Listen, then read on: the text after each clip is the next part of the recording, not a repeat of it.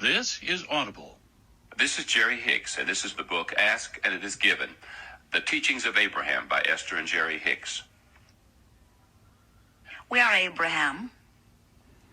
We are extremely pleased that you have decided to become the creator, the deliberate creator of your own experience. We've prepared a book for you, and Jerry is going to read it for you onto a recording to make it even easier for you to hear it and receive it and become it. And it is our desire that as you listen here, you return to your natural state of well-being. You are powerful beings, and life is supposed to be good for you. And it is our expectation that as you gently listen and gradually receive, and mostly remember what you are about to hear here, that you will again return to the powerful creative genius that you really are. Be easy about it. Don't make work of it. Just listen gently. Feel the resonance of your being with the words you are about to hear. Relax and enjoy your reawakening into the powerful, conscious, deliberate creator that is you. There is great love here for you. We will leave you to Jerry. Hi, this is Jerry Hicks, and I'd like to read to you here the foreword written by Dr. Wayne Dyer for this book, Ask and It Is Given. The book you're holding in your hands at this moment contains some of the most powerful teachings available to you on our planet today. I've been profoundly touched and influenced by the messages that Abraham offers here in this book and through the tapes that Esther and Jerry have been providing over the past 18 years. In fact, I'm deeply honored that Abraham has asked me to provide a brief foreword to this book, which I consider to be a publishing milestone. It's unique in all of publishing. You'll be fortunate to tap into the thinking of those who are permanently connected to source energy. Moreover, these voices of spirit speak in a language you'll understand and be able to instantly translate into action. They offer you no less than a blueprint for understanding and implementing your own destiny. My first thought is that if you're not yet ready to read and apply this great wisdom, then I urge you to simply carry this book with you for a few weeks. Allow the energy that it contains to permeate through any resistance that your body, mind might offer, and let it resonate with that inner place that's formless and boundaryless. This is what's called your soul. Abraham would call it your vibrational connection to your source. This is a universe of vibration. As Einstein once observed, nothing happens until something moves. That is, everything vibrates to a particular measurable frequency. Break the solid world down to smaller and tinier components, and you see that what appears to be solid is a dance of particles in empty spaces. Go to the tiniest of these quantum particles, and you discover that it emanated from a source that vibrates so fast that it defies the world of beginnings and endings. This highest, fastest energy is called source energy. You and everyone and everything originated in this vibration and then moved into the world of things, bodies, minds, and egos. It was in the leaving of this source energy in our body, minds, that we took on our entire world of problems, illnesses, scarcities, and fears. The teachings of Abraham essentially are focused on helping you to return in all respects to that source from which all things originate and all return to as well. This source energy has a look and feel to it that I've touched upon in my book, The Power of Intention. Abraham, however, can offer this enlightening wisdom to you by having the benefit of being 100% connected to that source and never ever doubting that connection. It's evident in every paragraph of this book. That's why I call this a publishing milestone. You're in direct conscious contact with a cadre of honest, no-nonsense beings who have only your well-being in mind. They'll remind you that you came from a source of well-being and that you can either summon that higher vibrational energy to yourself and allow it to flow unimpeded in every aspect of your life, or you can resist it and, by doing so, stay disconnected from that which is all-providing and all-loving. The message here is quite startling and yet oh so simple. You came from a source of love and well-being. When you're matched up to that energy of peace and love, you then regain the power of your source, that being the power to manifest your desires, to summon well-being, to attract abundance where scarcity previously resided, and to access divine guidance in the form of the right people and the precisely correct circumstances. This is what your source does, and since you emanated from that source, you can and will do the same. I've spent a full day with Abraham in person. I've dined with Esther and Jerry, and I've listened to hundreds of Abraham's recordings, so you can take it from me firsthand. You're about to embark on a life-changing journey offered to you by two of the most authentic and spiritually pure people I've ever encountered. Jerry and Esther Hicks are as much in awe of their role in bringing these teachings to you as I am in writing this forward for Abraham. I encourage you to read these words carefully and apply them instantly. They summarize an observation I've offered for many years now. When you change the way you look at things, the things you look at change. You're about to see and experience a whole new world changing right before your eyes. This is the world created by a source energy that wants you to reconnect to it and live a life of joyful well-being. Thank you, Abraham, for allowing me to say a few words in this precious, precious book. I love you, all of you. Wayne.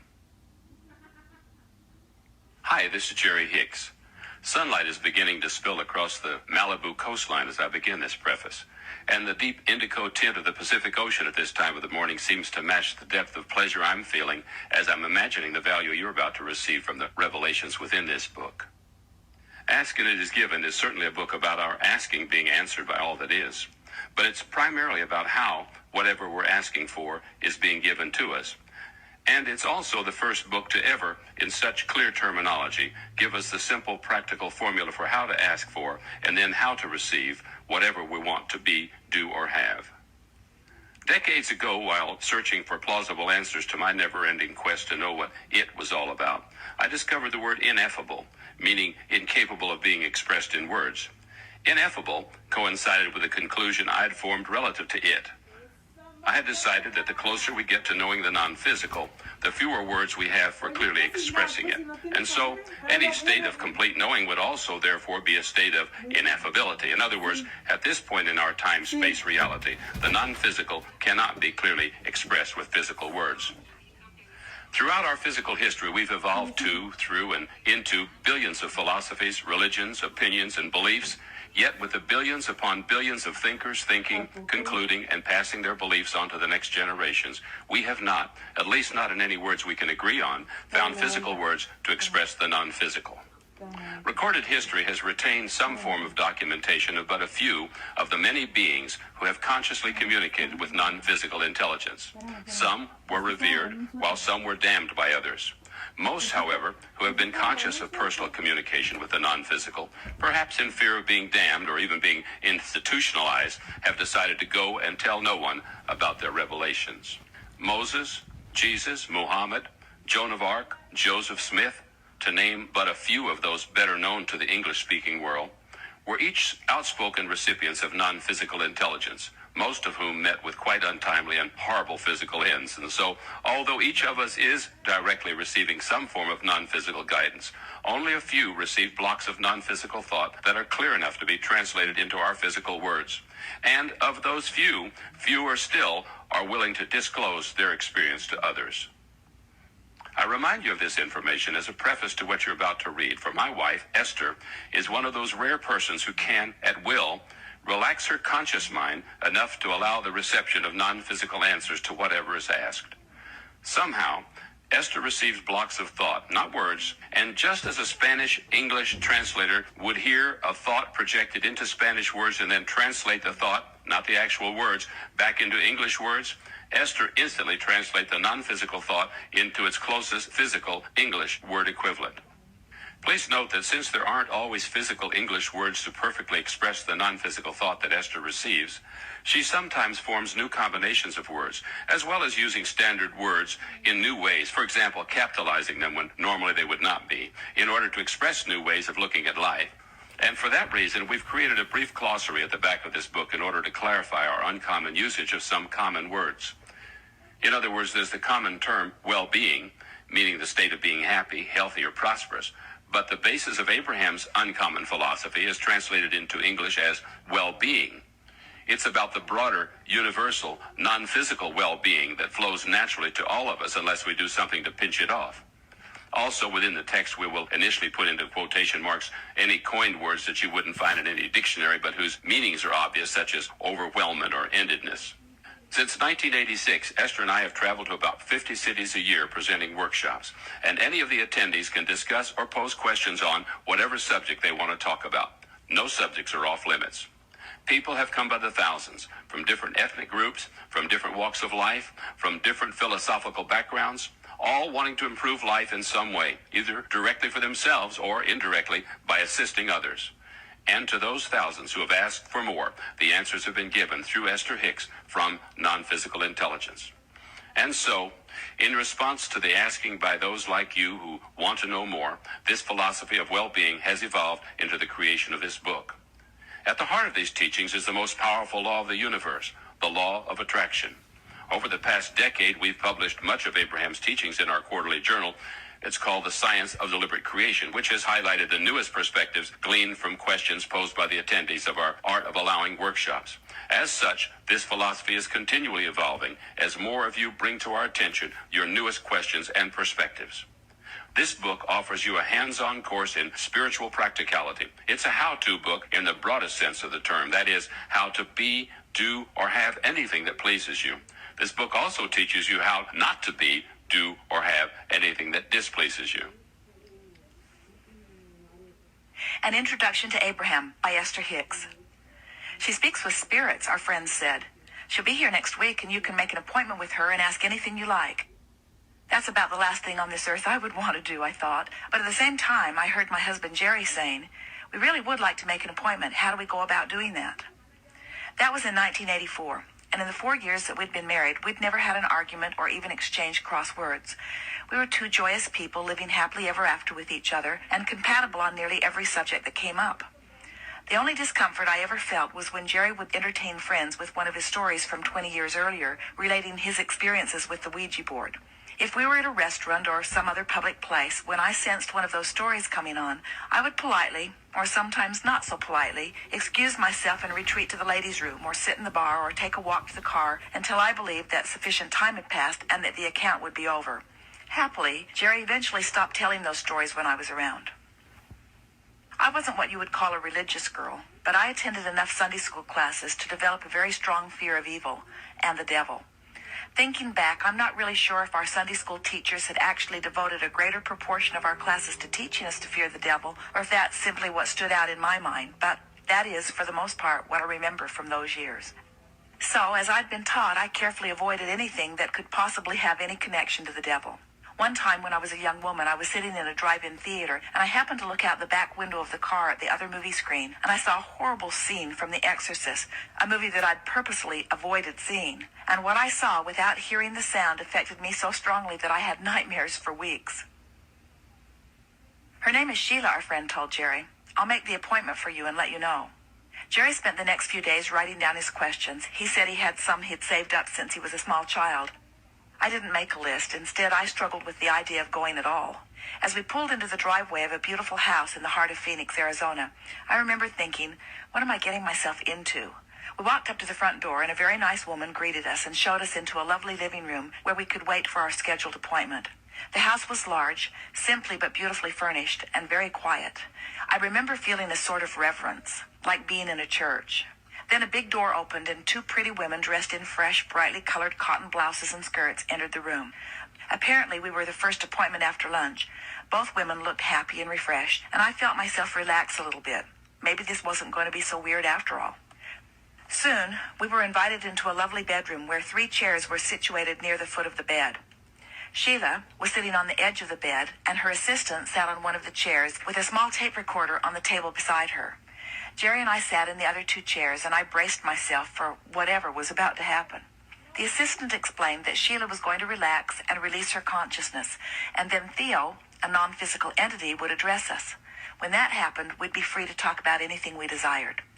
Sheila lay across the end of the bed, only a few feet from where we were seated, and breathed deeply. Soon, an unusual-sounding voice abruptly said, "It is the beginning, is it not? You have questions?" I looked at Jerry, hoping that he was ready to start, because I knew I was not ready to talk with whoever was now speaking to us. Jerry leaned forward. He was eager to ask his first questions. I relaxed as Theo's words slowly came out of Sheila's mouth. And while I knew that it was Sheila's voice we were hearing, I somehow also knew that something far different from Sheila was the source of these marvelous answers. Jerry said he'd been saving his questions up since he was 5 years old, and he asked them as rapidly as he could. Our 30 minutes passed so quickly, but during that time, somehow, without my speaking a word, my fear of this strange experience lifted, and I was filled with a feeling of well-being that surpassed anything that I'd ever felt before. Once back inside our car, I told Jerry, I'd really like to come back tomorrow. There are some things I would now like to ask. Jerry was delighted to make another appointment because he had more questions on his list as well. About halfway through our allotted time on the following day, Jerry reluctantly relinquished the remaining minutes to me, and I asked Theo, how can we more effectively achieve our goals? The answer came back, meditation and affirmations. The idea of meditation didn't appeal to me at all, and I wasn't aware of anyone who practiced it. In fact, when I thought of the word, it brought to mind people lying on beds of nails, or walking on hot coals, or standing on one foot for years, or begging for donations at the airport. So I asked, what do you mean by meditation? The answer was short, and the words felt good as I heard them. Sit in a quiet room, wear comfortable clothing, and focus on your breathing. As your mind wanders, and it will, release the thought and focus upon your breathing. It would be good for you to do it together. It will be more powerful. Could you give us an affirmation that would be of value for us to use, we ask? I, and then say your name, see and draw to me, through divine love, those beings who seek enlightenment through my process. The sharing will elevate us both now. As the words flowed from Sheila, or Theo, I felt them penetrate to the core of my being. A feeling of love flowed to me and through me like nothing I'd ever felt before. My fear was gone. Jerry and I both felt wonderful. Should we bring my daughter Tracy to meet you, I asked? If it is her asking, but it is not necessary, for you too are channels. That statement made no sense to me at all. I couldn't believe that I could be this old and not already know something like that, if it were true. The tape recorder clicked off, and we both felt mild disappointment that our extraordinary experience was finished. Sheila's assistant asked us if we had one last question. Would you like to know the name of your spiritual guide, she asked. I'd have never asked that, for I'd never heard the term spiritual guide, but it sounded like a good question. I liked the idea of guardian angels, so I said, yes, please. Could you tell me the name of my spiritual guide? Theo said, we are told it will be given to you directly. You will have a clairaudient experience, and you will know. What is a clairaudient experience, I wondered. But before I could ask my question, Theo said with a tone of finality, God's love unto you. And Sheila opened her eyes and sat up. Our extraordinary conversation with Theo had ended. After Jerry and I left the house, we drove to a lookout point on the side of one of the Phoenix Mountains and leaned against the car, staring off into the distance, watching the sunset. We had no idea of the transformation that had taken place within us that day. We only knew that we felt wonderful. When we returned home, I had two powerful new intentions. I was going to meditate, whatever in the world that meant, and I was going to find out the name of my spiritual guide. So we changed into our robes, closed the curtains in the living room, and sat in two large wingback chairs with an etagere between us. We'd been encouraged to do this together, but it felt odd, and the etagere helped to mask the strangeness for some reason. I remembered Theo's instructions: sit in a quiet room, wear comfortable clothing, and focus on your breathing. So we set a timer for 15 minutes, and I closed my eyes and began to breathe consciously. In my mind, I asked the question, who is my spiritual guide? And then I counted my breath, in and out, in and out. Right away, my entire body felt numb. I couldn't distinguish my nose from my toes. It was a strange but comforting sensation, and I enjoyed it. It felt as if my body was slowly spinning, even though I knew I was sitting in a chair. The timer rang and startled us, and I said, let's do it again. Once more, I closed my eyes and counted my breaths and felt numb from head to toe. Again, the timer rang and startled us. Let's do it again, I said. So we set the timer for another 15 minutes, and again I felt numbness overtake my entire body. But this time, something or someone began to breathe my body. From my vantage point, it felt like rapturous love, moving from deep inside my body outward. What a glorious sensation. Jerry heard my soft sounds of pleasure and later said that to him I appeared to be writhing in ecstasy. When the timer went off and I came out of the meditation, my teeth chattered like never before. Buzzed would be a better word for the experience. For nearly an hour, my teeth buzzed as I tried to relax back into my normal state of awareness. At that time, I didn't realize what had happened, but I know now that I had experienced my first contact with Abraham. While I didn't know what had happened, I did know that whatever it was good.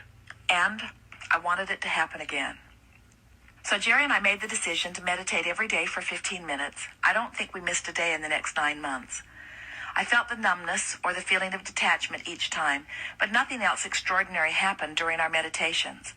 And then right before Thanksgiving of 1985, while meditating, my head began to move gently from side to side.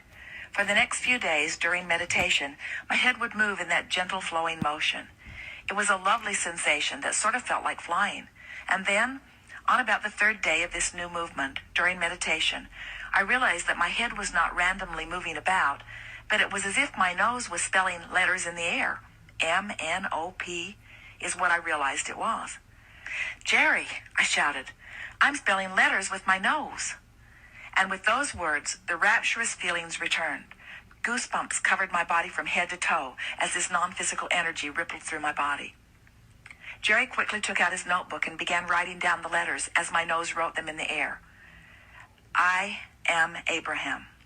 I am your spiritual guide." Abraham has since explained to us that there are many gathered there with them. They refer to themselves in the plural because they are a collective consciousness.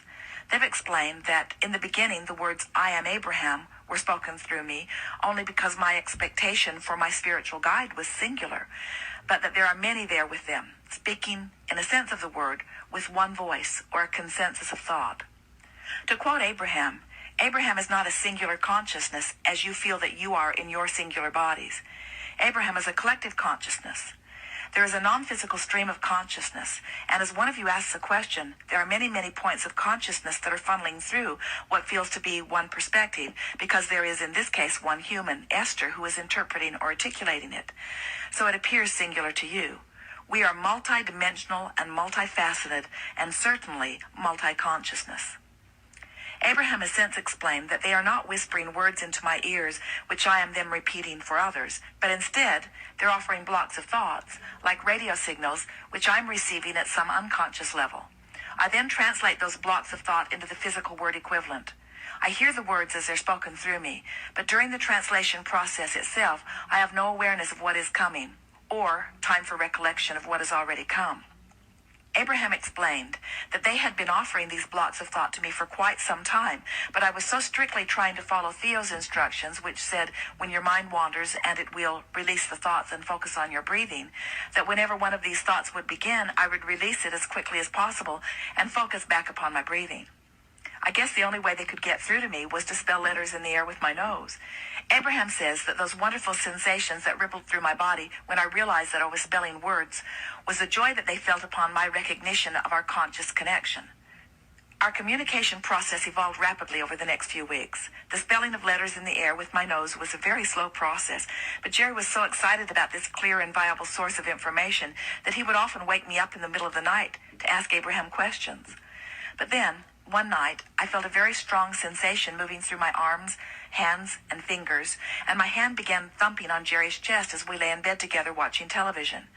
As my hand continued to thump, I felt a very strong impulse to go to my IBM Selectric typewriter, and as I put my fingers on the keyboards, my hands began moving quickly up and down the keys as if someone was quickly discovering what this typewriter was all about and where the specific letters were placed. And then my hands began to type, every letter, every number, again and again, and then the words began to take form on the paper. I am Abraham. I am your spiritual guide. I am here to work with you. I love you. We will write a book together. We discovered that I could put my hands on the keyboard and then relax, much in the same way that I did during meditation, and that Abraham would then answer questions about anything that Jerry would ask. It was an amazing experience. They were so intelligent, so loving, and so available. Anytime, day or night, they were there to talk to us about anything that we wanted to discuss. Then one afternoon, while driving on a Phoenix freeway, I felt a sensation in my mouth, chin, and neck, similar to the familiar feeling of getting ready to yawn. It was a very strong impulse, so strong I couldn't stifle it.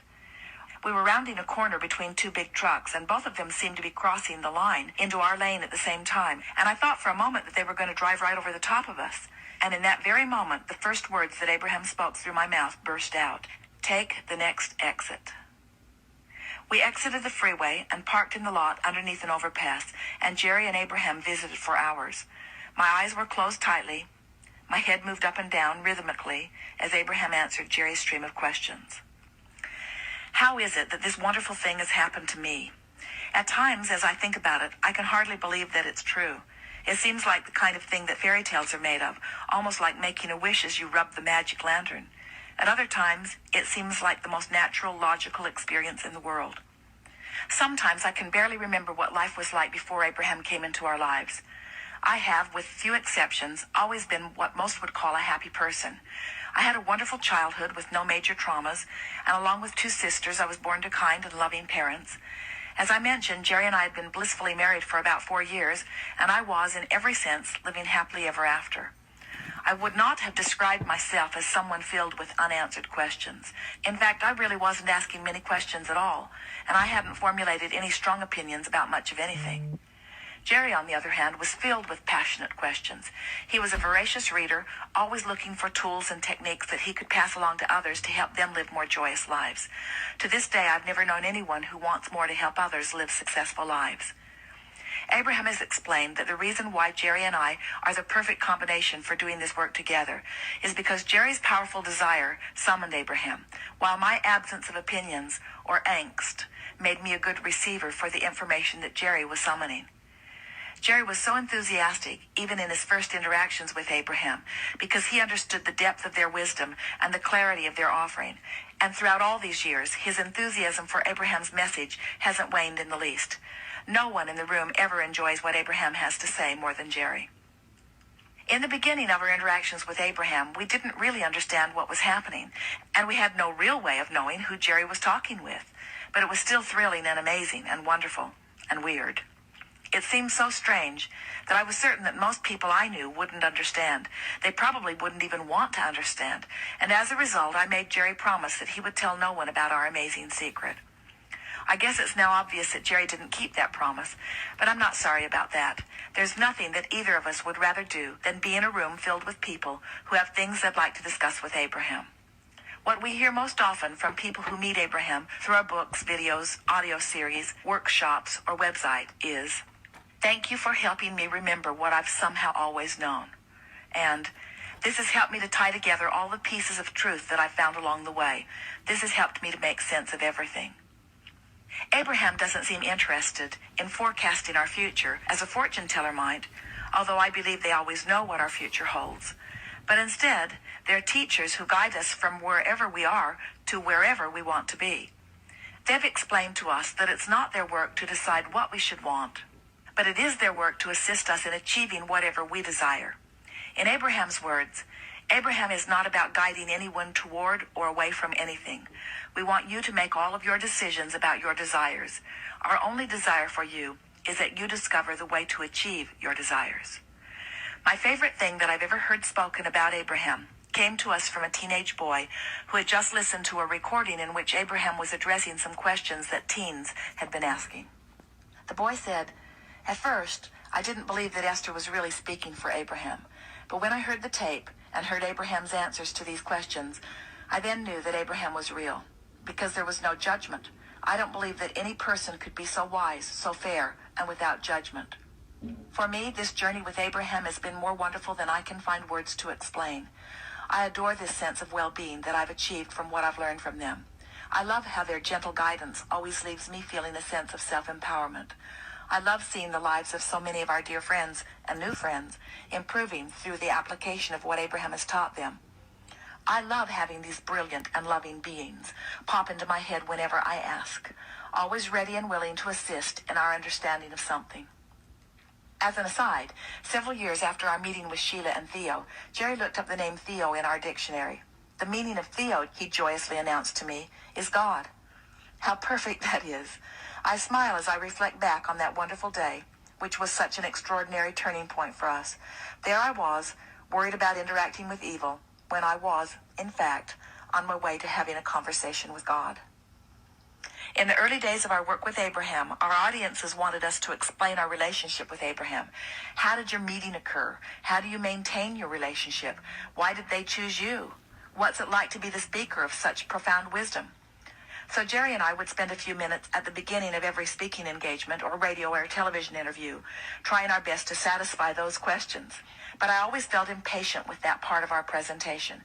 I just wanted to relax and allow Abraham's consciousness to begin flowing and to get on with what Jerry and I felt was the true reason we were standing there to begin with. Eventually, we created a free Introduction to Abraham recording that people could listen to at their leisure, which explains the details of how our Abraham experience began and evolved. We've now posted that 74-minute introduction as a free download at www.abraham-hicks.com, our interactive website, to explain who we are and what we were doing before meeting Abraham. We both very much enjoy our part in the process of getting Abraham's message into a format that can be heard and utilized by others. But to us, Abraham's message has always felt like the main event. This morning, Abraham said to me, "Esther, we are aware of the questions that are radiating from the mass consciousness of your planet, and here, through you, we will joyously offer the answers. Relax and enjoy the delicious unfolding of this book." So I'm going to relax here and allow Abraham to immediately begin writing this book to you. I imagine that they will explain to you from their perspective who they are, but more important, I believe that they will help you to come to understand who you are. It is my desire that your meeting with Abraham will be as meaningful for you as it continues to be for us. I love you. This is Esther.